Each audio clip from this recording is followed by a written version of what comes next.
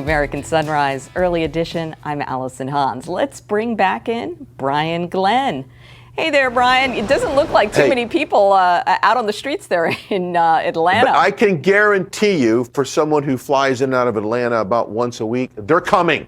What is it? Local time there.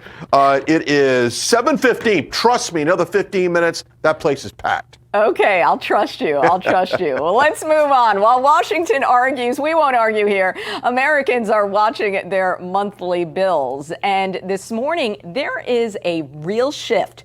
Mortgage rates have dropped to their lowest level in nearly 3 years after President Trump ordered Fannie Mae and Freddie Mac to step in and buy $200 billion in mortgage bonds. The result? Lower rates, lower payments, and for some families, the first real shot at owning a home in years. Joining us now with reaction is this morning's money man, Michael Wilkerson, founder of Stormwater Advisors. Good morning, Michael. Good morning, Allison. Thanks so much for being here. Okay, for families who've been locked out of the housing market for years, is this the first real sign that relief might actually be here? It's a clear sign that the president is making affordability a key part of his economic priorities. If you think about where have people still not been terribly satisfied, it's been on the economy and it's been on rising prices. So this has been a real issue. Homes have become increasingly affordable. Think about going back a generation, an average home, a typical home costs about 2 times median income. Today, homes are about 5 times median income, making them really out of reach for a lot of homeowners. So these are important steps. I think the bigger issue is we have to see real wages, real income, take-home money, keep up with inflation and actually re-accelerate again. Prices can't naturally come down nominally because that'll hurt existing homeowners. But what can happen is we can get increase in supply and we can get real wages rising again. These are important things, and I think the president is taking the initial steps in that direction. Yeah, you know, when you look at under Biden, the rates spiked and the feds basically did nothing for the working class families. Is this the true difference between an administration that talks about the middle class and actually does things to help it? I think it's an important step. It's a little bit tricky because as rates are coming down, and we've seen them come down about 1.6% since the peak in October 2023. One of the challenges, though, is that housing prices have continued to rise. So even though homes are more affordable to live in and own by several $100s a month, if it costs you more to enter that home, you might be better off over a lifetime, but the upfront price is still too high. So it's an important initial step. We've got to do more. We've got to figure out how to make those initial purchases affordable.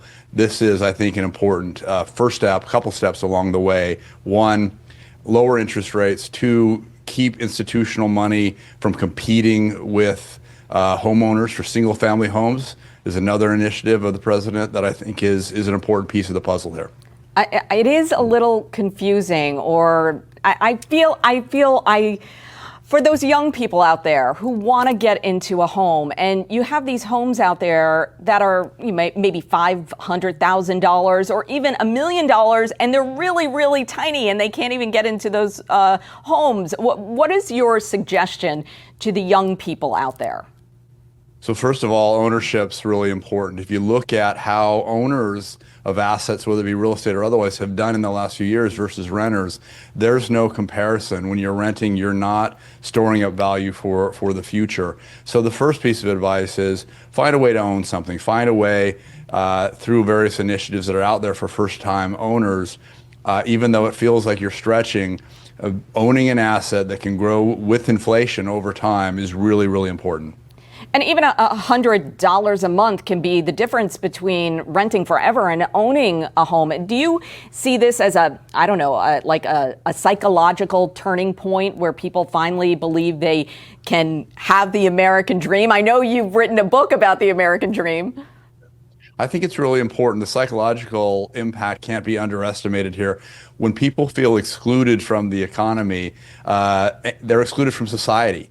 Homeownership has been the path to the American dream. It's been the path to real wealth creation and a store of value. And that's why housing is so important and affordability is such a priority for the Trump administration.